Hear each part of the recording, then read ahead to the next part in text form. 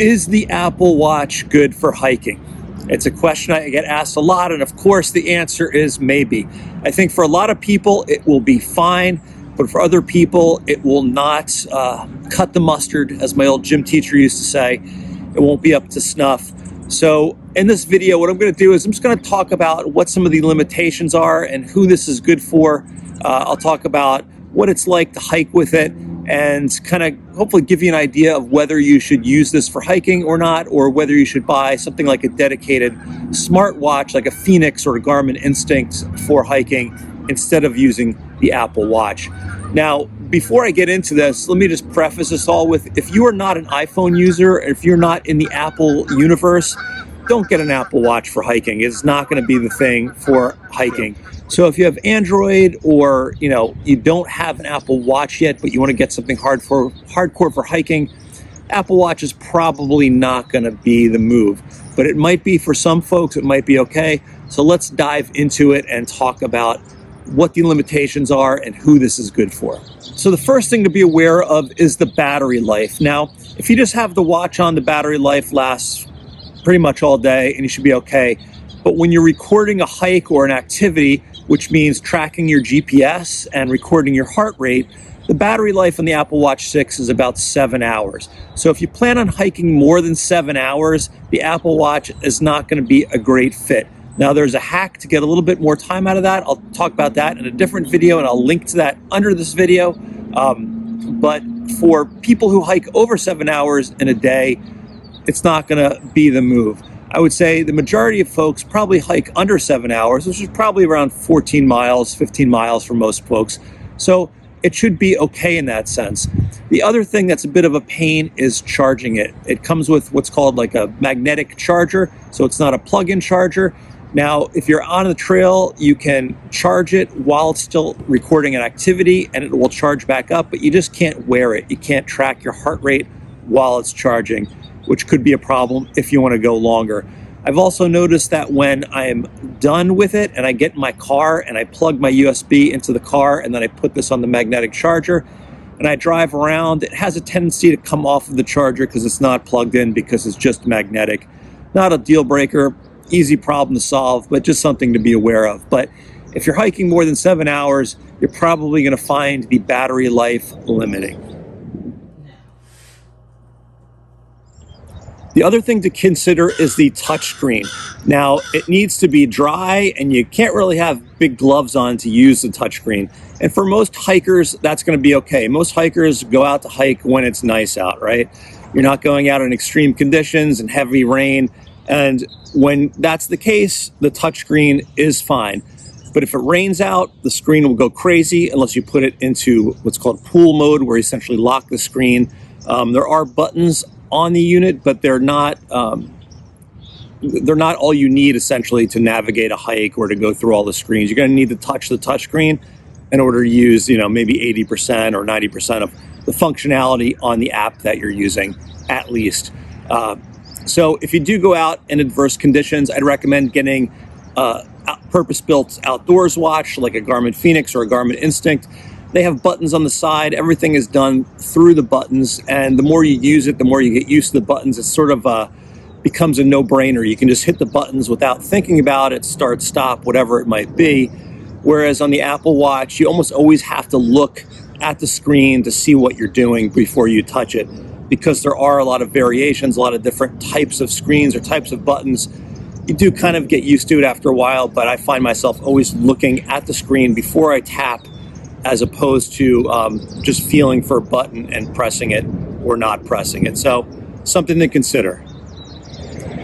So the Apple Watch is okay to wear outside. It's waterproof. You can get it wet. You can get it dirty and clean it off.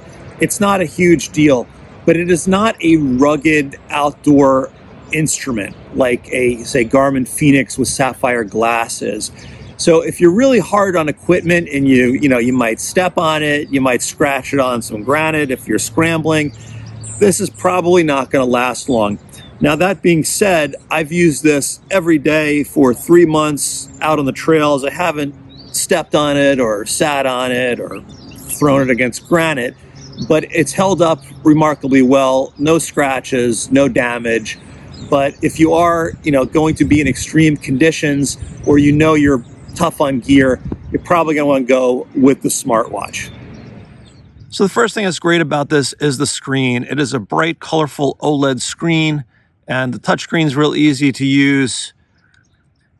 And it's bright and it's easy to see in almost any condition. And you can compare that with the screen on a device like the Garmin Fenix, which is transflective and performs better when it has sunlight hitting the watch to kind of bring out the contrast and the color. So the screen is great.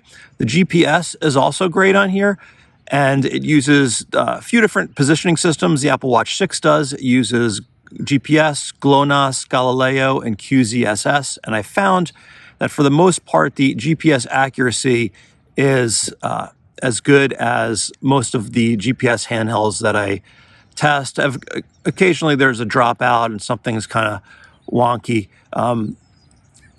There's some third-party apps you can get to look at the GPS here, but what you don't have, which I find kind of weird, is that when you start a workout with the Apple Watch app, it doesn't give you a GPS status. So you don't know if it's actually hooked on to GPS signal or not. It just gets you going. And yeah, but it seems to work when I actually look at the tracks afterwards. They all seem to work well and have me in the right place. The other thing that's great about this is the heart rate monitor. And the heart rate monitor, let me stop this. Heart rate monitor is on the back. It's considered to be one of the most advanced wrist-based heart rate monitors that you can get. And it really does a good job of getting an accurate heart rate, almost the same as a chest-based heart rate monitor that I use. So that is a good thing, especially if you're hiking and you are doing it as a workout. You want to know how many calories you burned, what your heart rate is. It will tell you on the screen. Now, the watch also has a barometric altimeter and magnetic compass. Right there, you can see that it turns around without me having to move. Now, if you have a metallic band, it can mess up the compass, just as a heads up. I don't really use this that much. I'm not doing a lot of kind of point-to-point overland hiking on here, but it's on there if you need it. And then there's also altitude, which is there, elevation. There you can see it. Now, elevation, it's about the same as other GPS units that have barometric capabilities. It's usually not spot on. Like, don't go to a mountain peak that you know is 15,000 feet and think it's going to be 15,000 feet, because it's not. It'll be close, and you can view your current elevation and you can view your accumulated elevation gain in the workout app, which is also handy when you have this. But there's no way to calibrate this, and there's also no way to go into the GPS settings and say turn off GLONASS or turn off Galileo to save energy. It's all done sort of behind the scenes by Apple, unlike a unit like a Garmin. So let's talk about the hiking apps for the Apple Watch, and it's a mixed bag. The good thing is that you have a lot of third-party developers creating all of these different apps for hiking for the watch, and it's kind of like an arms race, right? They always, theoretically at least, get better and more features come out, and probably the things that I'm telling you now will be different in, a couple of weeks, whatever, it could be a day. So things are always theoretically evolving and getting better. The app that I found to be best was one called Work Outdoors. Work Outdoors? Yeah, Work Outdoors. And it's kind of the closest you've come, or I've seen, to a Garmin handheld GPS. There's lots of different data fields. You can send it all to your watch. It works well. It's actively maintained. And you can send open street maps onto your watch, which is really helpful because they have really good trail coverage. And it's easy. You can zoom in really deep and see where you are on the maps. And most importantly for me is you can also import GPX files, which are basically hike tracks, in a digital format, and you can send them to the watch. So you could see, are you on the line or are you not on the line? Are you in the hike or are you not on the hike? And that for me was the deal breaker. It's a great feature to have, and it's something that you get like on a Garmin Fenix watch, where you can see your line on the map and know if you're in the right place. Another thing to note, all of these apps like Work Outdoors and Gaia GPS will integrate with Apple Health. So if you are tracking your hike as a workout, when you finish it, it will send it into Apple Health, and you can look at all the stats and have it count towards your activity goals or whatever that might be on your Apple Watch. So that's it. A bit of a mixed bag. One thing to remember is the Apple Watch is not built as a hiking watch or a purpose-built outdoors watch. So it's a good guideline, right? If you're going to use the Apple Watch in conjunction with your iPhone and for other functions, then it's acceptable for hiking if you're not doing anything too extreme.